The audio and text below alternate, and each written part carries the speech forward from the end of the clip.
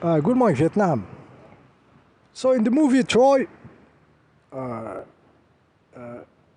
Achilles, played by Brad Pitt, says that the god envy us, envy the humans, because we are mortals. Okay, because we die. Really, really, this for you is a truth. They envy you aging and hip pain and Alzheimer. The gods there in their palace, light world, trees and who knows. They envy this shit. We wish we could. I wish I could suffer like this. I wish I could die choking in my own vomit. Such a beautiful experience. Wow. So everything makes sense. Come on, come on, come on. So those gods. There is no gods. Okay. There are no gods. There is nothing above the humans as a god. There is the humans, and there is the big electron, the everything. Obeying his big electron, let everything manifest in my own field, in my gigantic cloud. Let other fractal clouds deploy beings and stuff in this big electron equilibrium. So, God's bullshit. First bullshit in this sentence of Brad Pitt. Okay, gods, no. So let's call them demons. Let's call them egregores, tulpas, vaporous being, thought forms. Those beings that are not in the material world. Okay, what they would envy in the humans, what is there to envy in the humans? The human have very much real experience in life. Okay, when you hold the hand of your wives, okay, you carry your children, okay, your dog, a nice dog, the eyes of a dog, this truth in there. Okay, they envy the depth, the reality, the qualities of human life, which they don't have in their vaporous world. So this is what they envy. They envy stuff they will never reach. Maybe it's not even in their capability to reach. So this is what those vaporous sub-life of forms, forms of life compared to the human envy. They envy the power of his life and the power of himself as a being. Okay, it's very, very much powerful. The human being is very, very much powerful because he went deeper into the density. Okay, he has all in him, all the vaporous frequencies, but he went deeper toward the unconscious matter in this big electron field. So they envy this depth, the power of the human being, the power of his experience, the spectrum of it. Okay, like I told you, they cannot imagine, maybe looking in the eye another human being, a real soul, looking in the eye another soul. Okay, and sharing a moment of joy or making somebody else joyful, so somebody we like, somebody we love. Okay, this maybe they don't even have the opportunity to ever experience those kind of stuffs. Okay, so this is what those vaporous stuffs envy in the human being. So that's said. We said this point. Next point. Okay, this is a fake world. And no real world can do this, so it's fake. So I invent an idea of what is a real world. Okay, a real world, we don't say, nobody come from a real world knocking us or something. So for now, real world is an idea. So if we flip the story, This is the real world. It just works differently than what you thought. Okay, so your understanding of what the world is was fake. What they put in your heads was fake. Okay, Mandela effect and stuff. It's crazy. So it could be very much that this world is very much real. It doesn't. Sorry. It is just that it doesn't operate the way you thought. So your understanding of the world was fake. Okay, till you discovered you didn't know. You didn't know what is the world. Okay, and the world is real. Your understanding is fake. Okay. What will be a real world? What would you want to see in the sky to say it's a real world? Like the moon in the form of stone, not perfectly spherical, like an object, but broken stone, gigantic and spinning, you know, and hanging there. Okay, what would be? Nobody can imagine a real world. Okay, like planets floating magically in equilibrium, like they say. It's also impossible. It's also a fake world. It's impossible. So any world is not real. Okay, because we are in the dream of the big electron. Okay, which can do everything and anything. Okay, so this idea is fake world. Let's wait till we die, and hopefully we will go somewhere else. We will never come back. You will just go with those vaporous beings that envy the human beings. Okay, possibly I will also get so fed up there, so in shock on how worse it is, that you will come back here and try again to to reach a higher level of consciousness and incarnation, an incarnated form, manifesting something more real, less fake in its own consciousness, in its own level of consciousness. So it goes deeper till this being is not into this game of dying, you know, this gigantic habit egregore that maybe was was needed for the game of the stuffs in the big electron, guys. It's big electrons shit are crazy, manifesting lives and independent points of views with their own consciousness. It's crazy game. The world is fake. What is real world? What is it really? What do you want to see? What's under your feet when you dig maximum down? What will be in the top when you go up? Okay, you want a dome maybe. Boom! My head. Okay, something like that. It doesn't make sense. There's no real world obey the logic. Real world obey consciousness and the capability to manifest and let manifest. Okay. Yeah, so that was the point. Yeah, so what you can do really to do something real.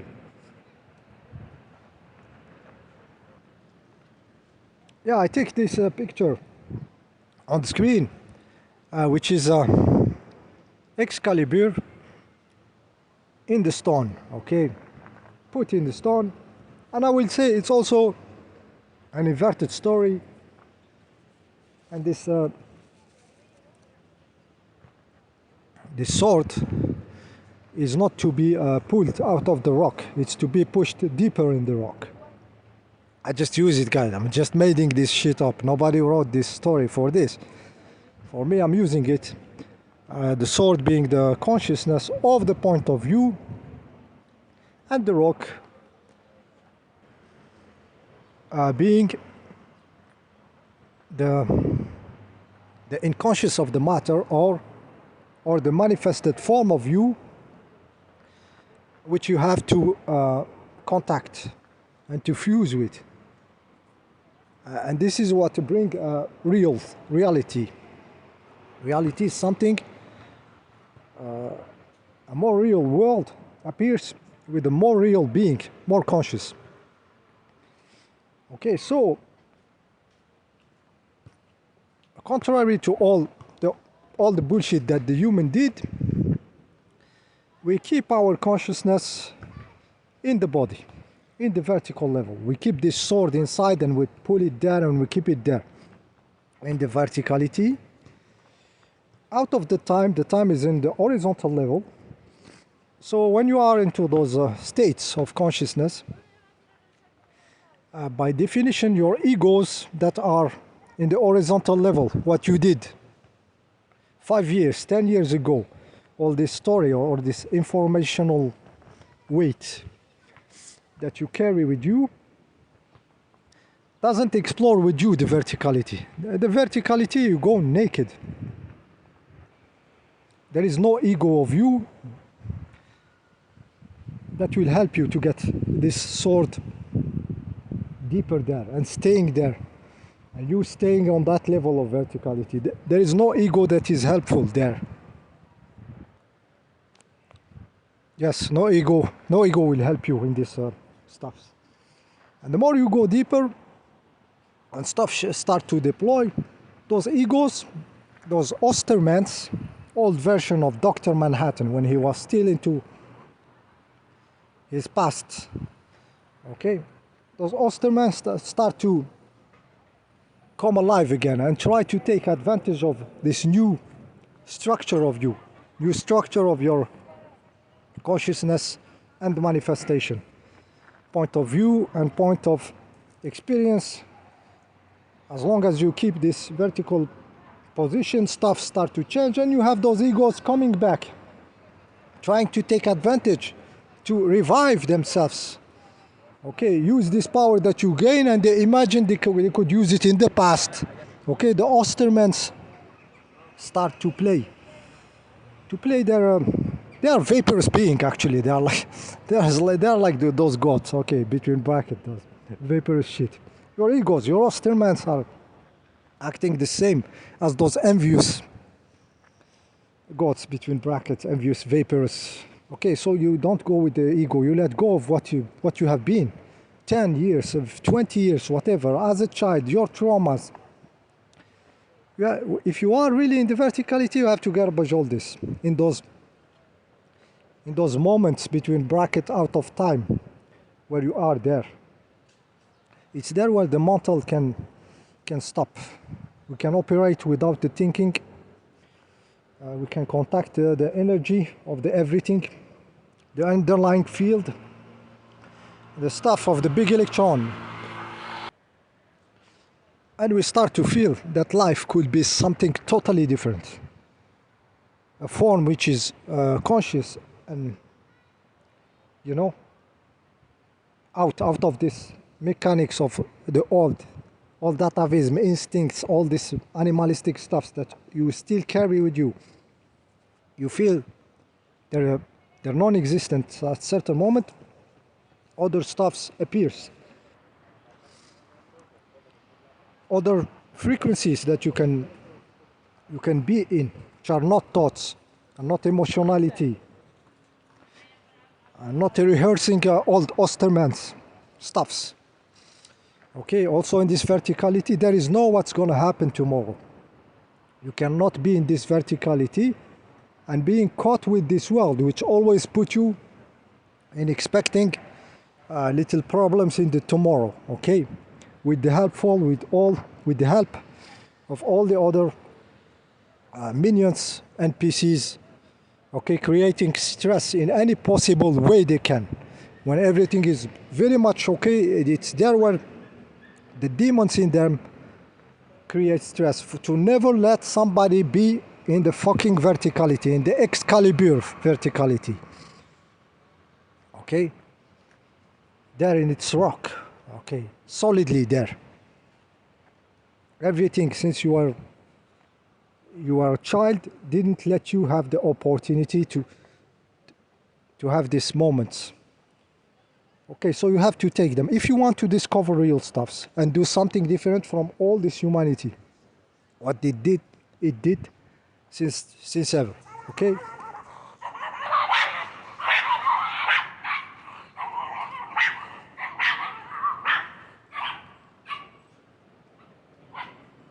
Yeah, a little bit of instinct here. It's two beings, matter of smell or something, and they go crazy.